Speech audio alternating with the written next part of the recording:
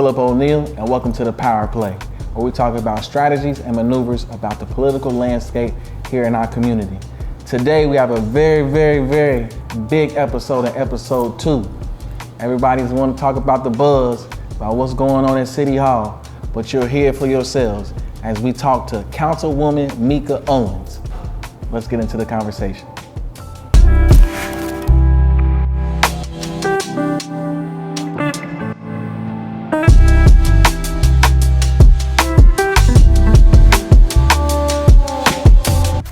All right, ladies and gentlemen, my community, my neighborhood, welcome to episode 2 of the Power Play, where we're analyzing and strategies about maneuvers behind today's political landscape.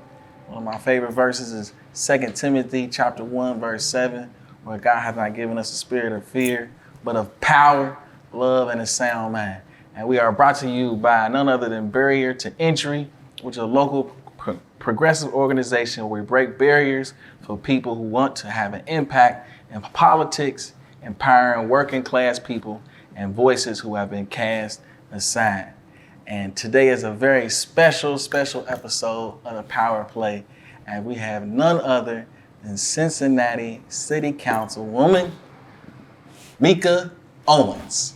Ladies and gentlemen, give her a round of applause. So happy for you to be here. Yay, I'm happy to be here. This is exciting, truly. Goodness. Oh my goodness. No, look at you all fancy. You know, nice little jacket. Oh my God. You know. No, this is great.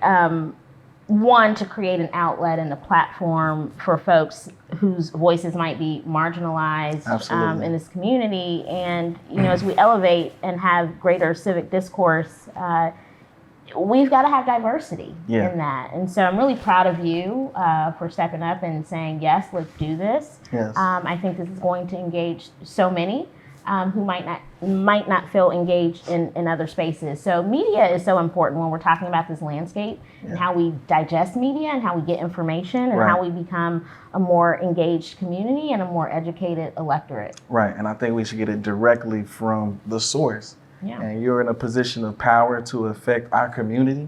So how can we get that information?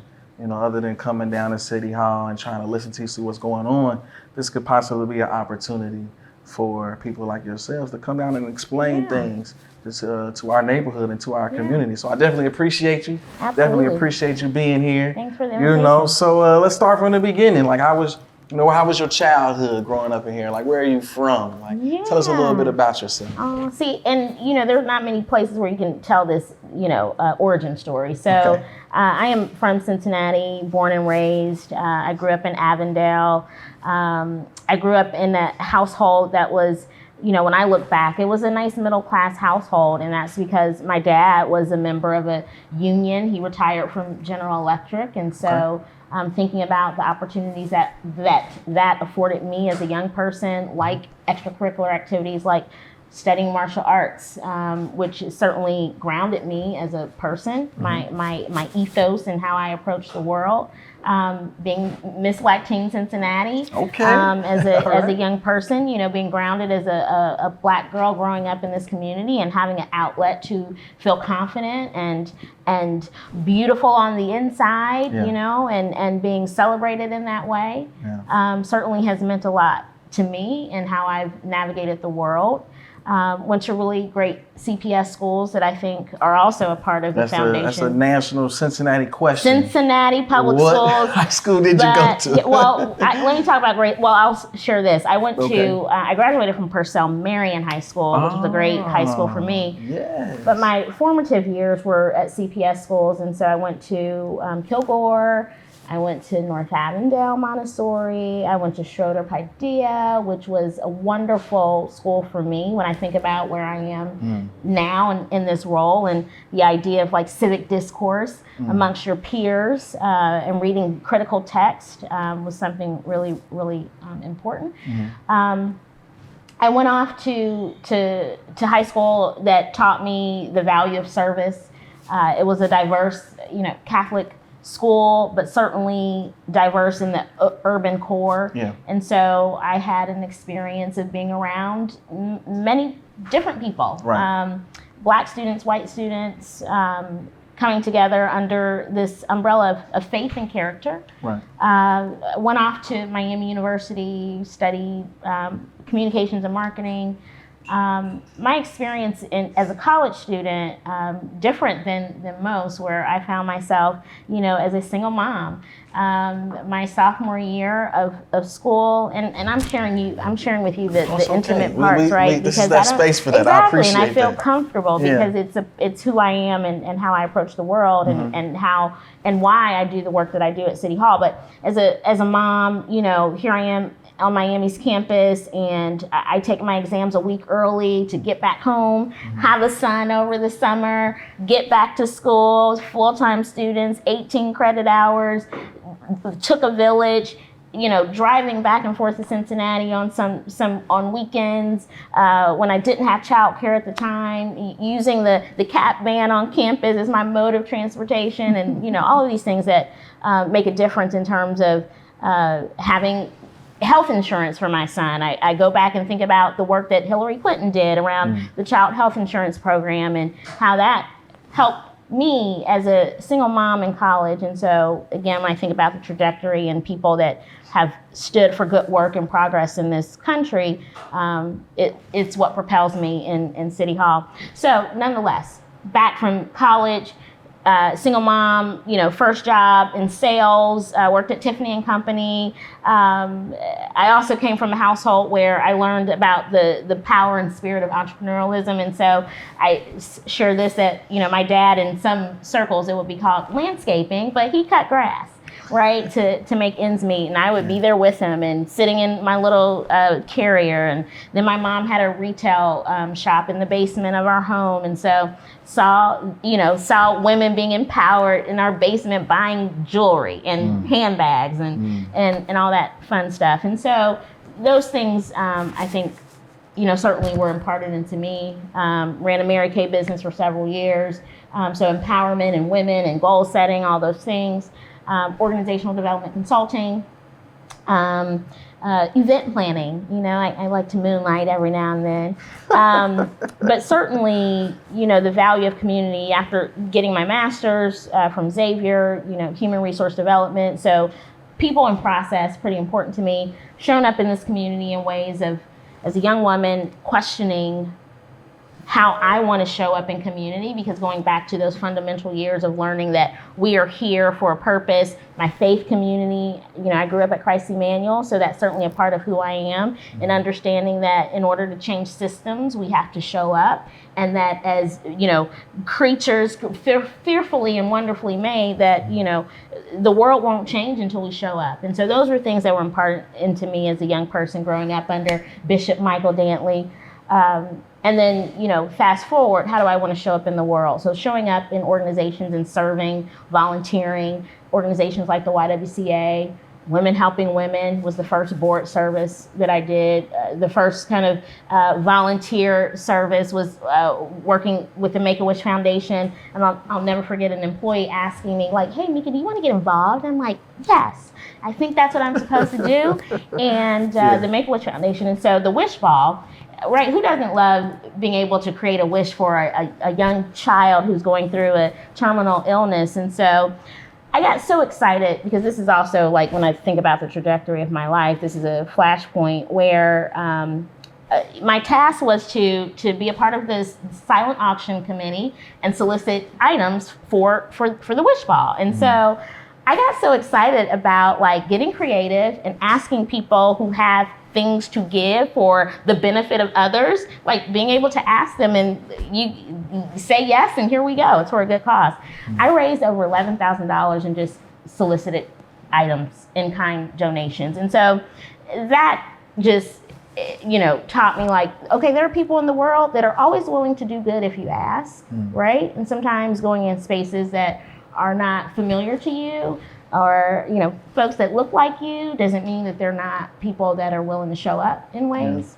That also, we'll come back to that. But, it was really 2016 that was a light bulb moment for me when I started let me go back to 2008. So for me, as a Black girl in this community, President Obama's running. I get a phone call from a field organizer like, hey, do you want to talk to voters in your neighborhood? I'm like, yes, I think that sounds right. I want to do something special in this election. Showed up and didn't realize I was canvassing, but that's what I did for the first time. And so that left an impression that, democracy goes beyond just casting a ballot. It is showing up, and it is building an infrastructure that is bigger than all of us, that engages people, that brings them in. So fast forward, 2016 was a moment where I had the opportunity to be an organizer for Hillary Clinton's campaign right here in Cincinnati, the place that I grew up. Because that's not the average experience when you have young people who come from around the country and work on a presidential campaign, and they just hit the ground, and you got to put the pieces together. And so for me, having grown up in this community, watching folks like Alicia Reese on council, and Judge Yates, and Judge Nadine Allen, like seeing these people, Denise Treehouse, like running, and now I'm a part of they this. Inspired you. Yeah. They inspire me, but now I'm also helping to build here at the local level. So from that election, learned a lot. Democracy is fragile. Decided to go into local government with our then clerk of courts, Aftab Piraval, and I learned what governance looks like. Governance is about getting into public spaces and making decisions that impact the public and bring public benefit. And you bring good people around you, and you think innovatively. You think about the future. You think about how you inspire others in a professional setting. So coming into a space that was, we would say, politically entrenched, from an office that was not won by a Democrat in over 100 years. And so being able to do really great things like the Help Center, helping people navigate through everyday municipal issues like eviction and garnishment. And so these are things that, professionalizing the office, creating more diversity there, building out an internship program, and again, giving young college students who are thinking about a law degree, giving them the opportunity to interface in an important system, the court system, right? And so from there, I just became more inspired and curious about what was happening around me as a single mom. Smell Park, that was something that impacted me in a different way as I'm thinking about running for office. But first, I was really inspired in 2018 by so many women getting elected to Congress. And, you have the era of run for something. What is it that you care about? What are you most passionate about? And so having kind of this opportunity to think through those things, I kept organizing. I kept showing up for candidates, helping to knock on doors for other people. 2020, I co-founded the Greater Cincinnati Voter Collaborative because as an organizer, you get bit by that bug. And I will always say that I am an organizer at heart. That is who I am, bringing community together, being solution-oriented, engaging people in the process, creating more opportunities to be at the table. So important. And so we brought together civic institutions to help people navigate voting in a presidential election during a pandemic. We brought together all your big civic institutions like the YWCA, the NAACP, League of Women Voters, Cincinnati's Club, Women's City Club. And so our message was very easy, safe to vote at home for so many of us that were engaging in this election in a way that was by mail, where most of us didn't. And so continuing to build that organization to exist, to build a greater civic infrastructure. We drove over 100 folks to the polls as a way to get people out, of course, and making sure that wasn't a barrier. But it was in that moment where I decided, what do I care about? What are the things I'm going to take a deep dive on, like housing, gun violence, transportation, everything else, good jobs for folks, and just made the decision. So like you already have my questions in your head. Oh, great. I just felt like, let me just give you my life story here, and I probably will answer everything. No, for real, because those definitely questions that I had, was, what was your dream or your goal? Like, how did you get into politics? And it seemed like 2008 was a moment for you, and 2016 was a moment for you as well. And what you learned from those moments there kind of helped you with 2020, and it helped you with your organizing skills and getting everybody together. It seemed like a unifier that you are. So So I guess let's kind of jump in now because you done told me your life story already now. So let's say you're on your second term now. You're in council. Yeah. You know, that wonderful moment that you had, you know, with all your friends and family when you won for the first time. So then you won for the second time. Yeah. You know, so once you got into office, what were like some of the barriers that you saw? Because I know you're trying to get things done and you guys had an agenda. So from the agenda that you had, you know, how did that match up from some sort of like barriers that you saw right away? You know, how are you able to get things done? So I'm gonna be very just candid with you because I feel like I can just be real. Like, you know, when you are trying to, first of all, I'm a systems thinker, and so I think about how do we change systems every single time I go into City Hall, because again, going back to my faith, that is what I've been taught to do. And so knowing that status quo is not good enough, and so we've got to push the beyond, right? And so something that I have learned early on is that, you know, governance and being on the campaign trail are two different things. And so I might describe those as politics and progress. They sometimes don't align and are on the same page at the same time. And so it's navigating through both of those. And, you know, though it's the political process that gets us in that building, my true passion is being able to be a legislator and making sure that we are being thoughtful about the ordinances that we are passing, the research that we are doing to change systems, to do something that hasn't been done. And so I won't go into all details, but sometimes that is a challenge. And so pushing through that means you have to continue to be a collaborator. You have to continue to be someone who, you know, going back to my faith, picking and choosing your battles, right? Because there's certainly the war that is bigger than all of us, and every day is an opportunity to get closer to a victory. And so being mindful of being a collaborator, being a solutions-oriented person, those are all important pieces. And it's certainly every single day my lived experience. So that journey, when people say, you know, how did you get into politics? It's like, it's not one thing, it's my life. And so being able to bring my lived experience into City Hall, when I think about doing something that hasn't been done, that's certainly what drives me every day. Okay.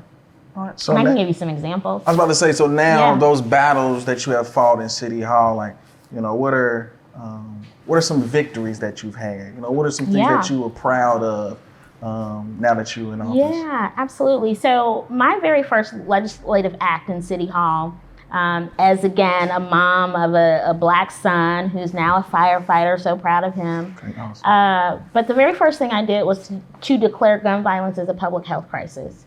And why is that important and what does that mean? Well, that means we can't do things the same. We can't come to the conversation in the summer the same.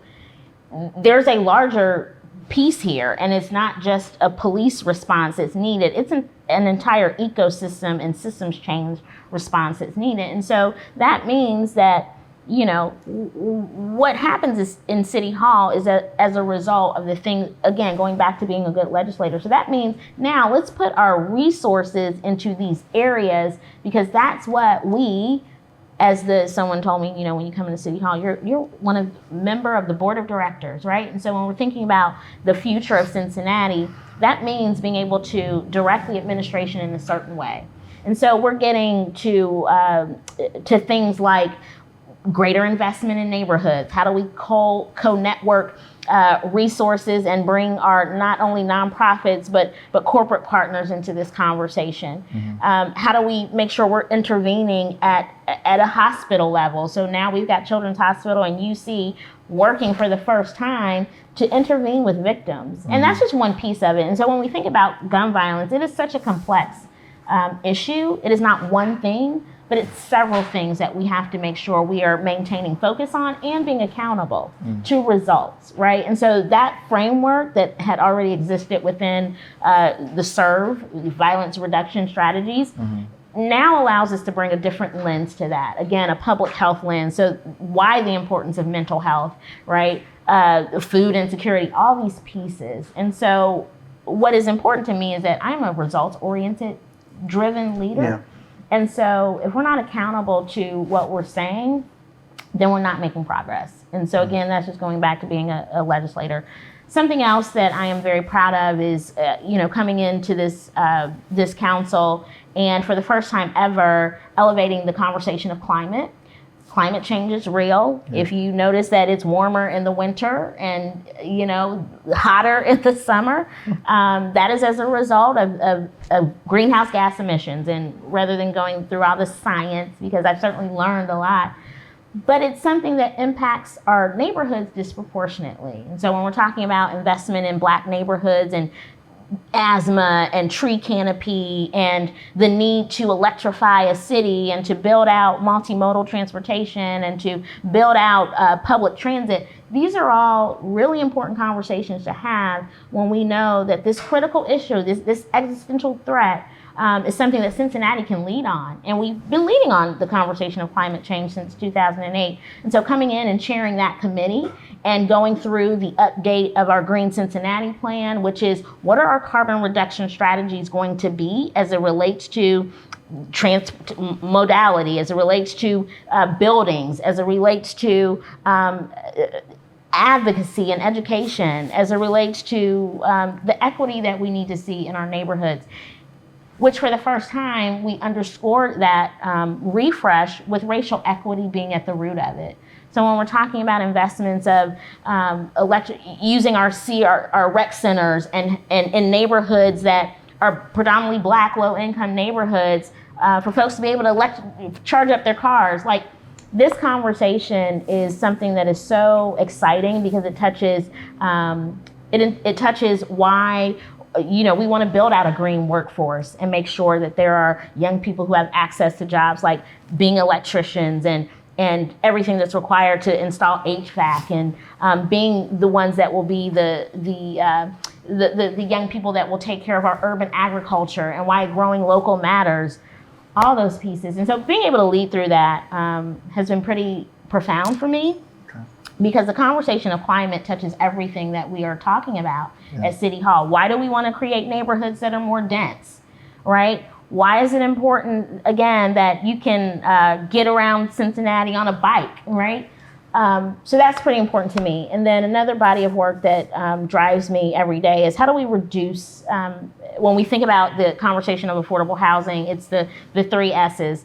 Supply, we got to build more. Subsidy, we got to subsidize. That's why the Affordable Housing Trust Fund is important to make sure we're investing in projects that will help to bring affordability, but also stabilization. And that means how do we keep families in their homes when evictions are so prevalent and prevalent amongst Black community, prevalent amongst single moms, sending her kids to CPS schools, because guess what? I took those phone calls when I worked in the court system and people having 3 days to move out and this mom doesn't know what to do. And so passing something like access to counsel, meaning you now have access to legal representation going through an eviction proceeding.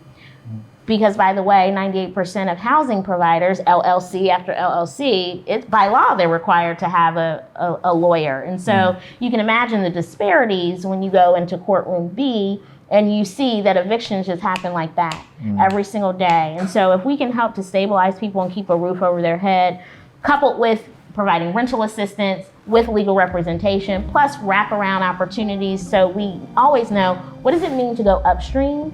Because again, being accountable to results means that we can't, status quo is not good enough. Hold on 1 second. I know we're having a great conversation, but I want to send a huge shout out to our sponsors, Barrier to Entry, where we are breaking barriers in politics to empower people who look like us so we stay informed about what's going on. Okay, let's get back into the conversation.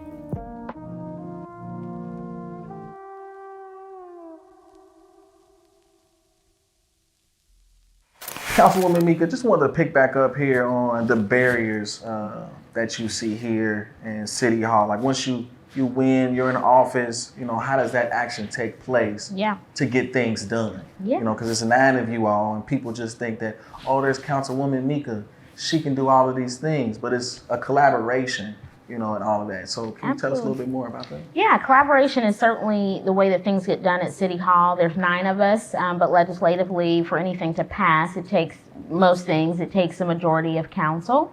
And so that means there's got to be at least 5 people who agree on a certain thing. You know, I like to think that I am definitely a collaborator, but there are some things that I have not won on, very few, but nonetheless, you know, there have been some things. And so, and again, not on gender line or racial line, but there's certainly some initiatives around, you know, even gun violence and rapid response, and you know, folks weren't ready to put $1 million into what happens in communities right after this incident happens, because we've got to be able to touch this on all points. I'll get back to it, but nonetheless, that was something at that time that had not passed. And so when we think about, you know, progress, again, allies can come in different forms. And so when we're having thoughtful conversations in City Hall, it's really getting to a majority, and that could change given what the issue is. I also go back to, again, politics and progress, and you know, unfortunately, there are times where what happens on the outside of City Hall is what influences what happens on the inside, and you know, and those moments are not always the best. Right. But certainly, being able to have more outlets like this, where we're thinking progressively and we want to see change, and being able to communicate that to audiences who think different from what outlets might already be out there. And so communication is important. And that could be a challenge if we didn't have other opportunities like this to really talk about what's happening in City Hall. Because certainly, I will say one of the barriers is how we engage in communities. From City Hall, we can do more, and I'm interested in those things as well.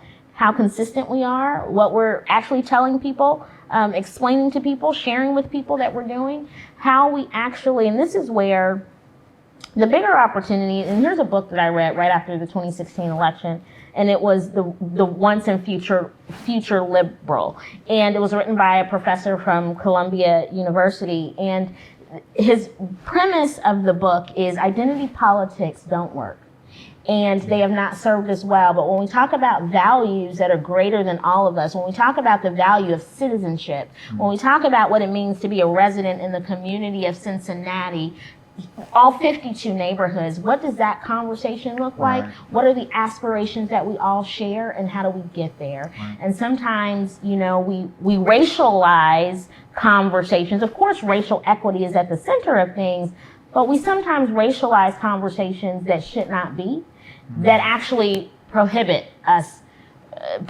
from having a more comprehensive conversation around issues. And, you know, we don't have to create binary choices in this community.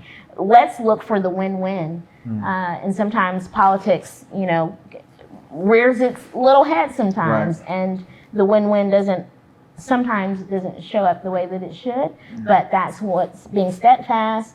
And you know, knowing that there's a greater thing, right? There's an end goal, there's light at the end of the tunnel, and continue to pursue those things. And as long as, you know, making decisions that are the right decisions from a core, from a compass, from your principles, from your values, that's what matters the most. Right, because it's the mayor, then you have a vice mayor, it's all 9 of you all. Then you have stakeholders, then you have community councils. Yeah. You know, there's a lot of individuals at play. Yeah. So, I mean, it definitely starts from the bottom up, from the streets to the neighborhood. Like you said, it's 52 neighborhoods that you all have to take account of. Yeah. So, do you have like spaces and places where community councils can like lend, you have ears, you know, that you talk to these people on a daily basis? Actually, you're raising some really great things that are some of my next steps. I'm certainly engage, you know, as an organizer, I love to engage with people and hear folks. And before I get to directly your question, you know, challenge is also that progress does not happen overnight. And so many of us are frustrated in our communities because we don't see that progress. And it is certainly up to us and the decisions that we're making at City Hall to make sure that people are seeing long-term and short-term progress, right? So when we talk about connected communities and what that will do to help increase supply and the topography of housing in our community, that's nothing that we're going to see next year. We're going to see that years down the road. But how do we communicate that to folks right now? And how do we address the issues right now? So it's a balance. Right? It's a balance of why our work around eviction prevention is important right now, why the way that we thought about allocating our budget and offering an impact award to say, hey, how do we even use data analytics to prevent someone from being homeless, right? These are the short-term things, but there's got to be the balance of the long-term stuff. So when we think about and talk about the growth of Cincinnati, it's to impact the entire city. Yeah. But certainly at the same time, there are people that have more acute issues that we have to address. And so being, in a space where we're listening to folks is always important. And certainly something that my office and I were just talking about was setting up some office hours, open office hours with community council presidents. Right. Because I always want to listen. Yeah. And what I do know is that solutions only happen when we bring people around a table and get there. That's when I am really most excited about the work that I get to do and most hopeful. And we've seen that in just, again, one example is eviction prevention, where I have a bi-weekly call from housing providers to philanthropy to nonprofits to CPS representation and we're talking about how we keep people in their homes. I'm sharing draft legislation. I am talking through, building coalition. And so I certainly want to be able to have that same approach with a lot of other issues, which is why capacity building is important when we talk about folks being able to go into City Hall and be staffers, folks being able to, yes, work on the political side too, but to go into City Hall and understand the big issues that we're working on and have the opportunity to do that, which is why we run an internship program in my office. And we'll continue to expand that out for all kind of folks that want to get that experience. And I think at the same time, you have interns and let's put them to work, right? And it's a lot of work that needs to be done absolutely in the city. And because every 52 neighborhoods, they're all not dealing with the same issues. Correct. Avondale's dealing different from Hyde Park to Madisonville to the West End to Westwood, to Clifton. So I know you're going to hear a lot of different issues, and I think that's great that you're doing that you're going to reach out to those community councils. I think that it starts at the groundwork. Yeah. With the boot work, and it filters up from there. Absolutely. So you having a listening ear, I think it's going to do great. Well, I am always one to have an open door policy, truly. If you've not gotten on my calendar, maybe we missed the email, but we certainly create space for folks to come into City Hall, for me to, get out of City Hall, and we'll be even more intentional. Well, how can the normal citizen of Cincinnati reach out to you? How can they get in touch with you? Yeah, well, my email is on the website. I'll try to do it by memory, but Meeka.Owens@cincinnati-oh.gov. Okay. Don't ask me what my office number is. I have no idea. But nonetheless, you can reach me via email. My brilliant staff, they check it. If I am not the one checking it, but certainly please reach out. Truly, reach out. Let me know what you're thinking. Let me know what ideas that you have. What type of community do you want to see? And something that I do know when we go back to values is that we all want the same things. We all want clean neighborhoods, safe neighborhoods. We want opportunities for our kids' education. We want quality housing. We want amenities in our community. So. And I think the equity of that's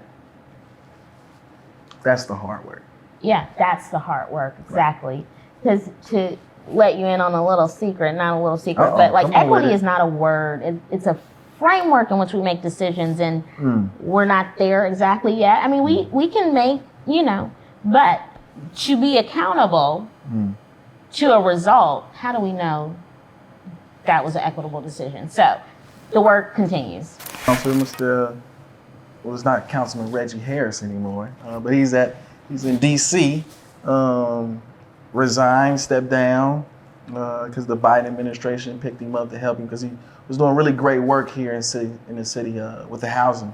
And now he's doing that for DC at a larger scale. So he gave you the honor and the privilege to pick or appoint the person for him.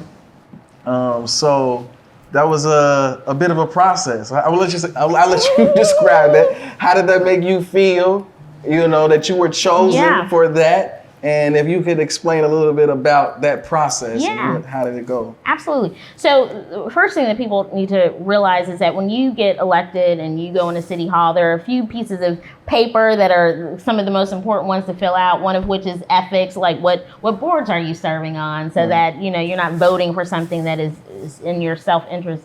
One of those pieces of paper is a successor designee. And so that means that if for any reason you cannot fulfill your term, that a member of council, at least one person, will choose who might replace you. And so in this case...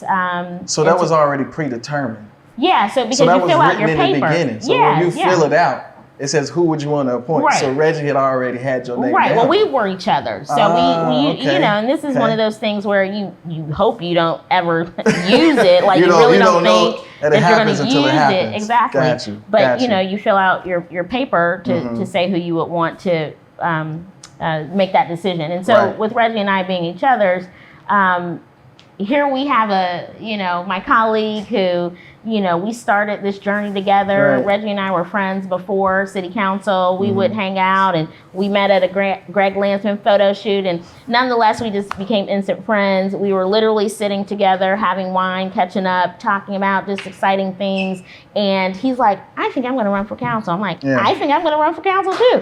So we were just on this journey together. So I never in a million years would have thought that my colleague and friend would not be finishing his term. Gotcha. So in this particular situation, unlike Greg Landsman, where Greg Landsman was running for Congress, he was on council, we knew what the possibilities were. Right. Reggie was his appointee and all of that. And so, very different situation. Very different. And so this was a situation where it was a phone call that was, hey, this is the information that's about to be public, and I think I'm going to be resigning in a couple of weeks. And I'm like, okay. And then he says to accept a position in the Biden administration. So it was truly a bittersweet moment in one phone call, congratulating him, but then also like my friend who's led on amazing housing work. Because I didn't know how you were picked for it, but now that I know, didn't know that. So these conversations. Right, this is how this happens, right? So tell us about the process. So because this was such a quick, this was an unexpected, something thrust upon me that certainly, you're never prepared for replacing your colleague, but making good decisions was something that I certainly think I come to with intention and with thought and with good people around me. So I knew that the body of work, one that Reggie led on, was truly critical when we think about zoning reform and the opportunity to build more, holding ourselves accountable, creating a baseline of affordable housing units, the Affordable Housing Trust Fund, how many units that are even at 60% AMI and lower, like what we've been able to actually do for the first time in really before any council. This council has been really doing big things. And so it was really important that I was able to fill that role with someone that I thought was ready on day one, familiar with all of the big things that we've been talking about at the city, things like, the passage of issue 22, critical issues like how we think about historic preservation in this community. Our tax abatement policy that we've passed, the new way that we look at what's left over from our budget, our waterfall policy, and how we're able to add money to the pension and all the Affordable Housing Trust Fund. And so it's really important that someone being able to come into office on day one and being able to assume those roles, understand the priorities of this council, and be able to get the work done. But also someone who could be a coalition builder, right? Like someone who can go into spaces that, again, like my own experience, spaces that people might not look like me, but I know I can go in, and people that are ready to be thought leaders and solution-oriented folks. And so that's really how this played out. And so in terms of process, this is also another note of education. There's nothing in the charter, which is our governing document here in Cincinnati, that tells us how to do this. Right. It's really just replace someone, right? And so I wanted to do something that was a little more thoughtful than just replace someone without any kind of criteria or the things that I was looking for. And I joke with people, I could have pulled a name out of a hat, right? Yeah. I could have appointed my mom probably. But, let's be thoughtful about how we build coalition, how we move Cincinnati forward, and how I come to a place of electing the next member or appointing the next member of council. And so with that, really just reached out to someone that I thought was ready to do that, but also wanting to make sure that I had space for other people who reached out to me that were interested or ran for office before, or just was out there already in the public. And so as a result, had conversations and was able to get to know people a little bit more, and what they knew about this council and what they might be excited to work on. And so what I walked away with, though, is that we've got to continue when we're talking about democracy and spaces like City Hall and beyond. We've got to build benches. And we've got to build benches and be intentional about the leadership and the opportunities that we create within the city. And that's something that certainly our parties have a responsibility in, but also I think our civic institutions have a responsibility in. And this is also a decision, this particular one, and really every decision in City Hall, you can't please everyone. It is impossible. Mm-hmm. It truly is. And so for me, coming to a decision that I felt was best and what was right for this moment, that's where I wanted my internal compass to be. And so I created a process that I thought would help me to check that, mm-hmm. And to get there. Okay. So I guess my question is that there's like almost an unwritten rule here, that if whoever someone that steps down, they would like a representation of that person to be replaced. So Reggie Harris, who being a black male, Reggie Harris being a part of the LGBTQ community, I know that people had come out saying, they wanted that type of representation to come forth. And you chose Evan Nolan, who is a straight white man. So I guess my follow-up from that is, like coming from the black community, like the critiques that I've heard, it's almost, they almost felt like, that you kind of turn your back on them for making that selection. So do you feel, I guess, how do you feel about that when people make those remarks?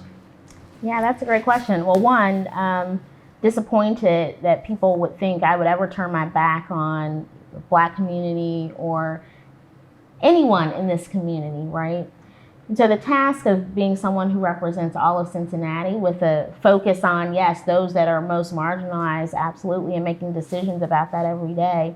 So it is hurtful to the extent that, I'm a Black woman who's raised a Black son in this community that propels and drives me to have led on the issues that I've led on. And I'm proud of that work. And so, I am Black. Yeah. I am from this community, born and raised, grew up in, can I do the A1, and so, and also the fact that I've shown up in this community. And when I go back to my organizing and working with organizations across this community, including in this cycle, I show up and I will continue to show up.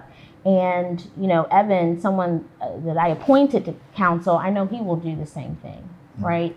And so being tasked with, the task was not how do you replace a gay Black man with another gay Black man? how do you get to the best member of council for this time? And so again, my compass being what I think are the important priorities for city council, what we've shown, what we've elevated, and that person that could step in and do that. And I will say this, that there was some diversity around the wise council that I put around myself in making this decision. And not that they made the decision for me, but folks that I respect and trust and I knew could ask thoughtful questions. And so one of those people, and diverse, majority women, majority Black women, faith leaders, business leaders, one of those people being a rabbi. And this rabbi, very special person, he's actually sent me an excerpt from John Lewis's book, where John Lewis actually voted against the appointment of Clarence Thomas to the Supreme Court. And he sent me this today, and he goes through what the backlash that he got from the community. And he also just really amplified that, him being a coalition builder and someone who making the right decisions and tough decisions. And we all know John Lewis, right? And so for me, it underscores that leadership is not easy.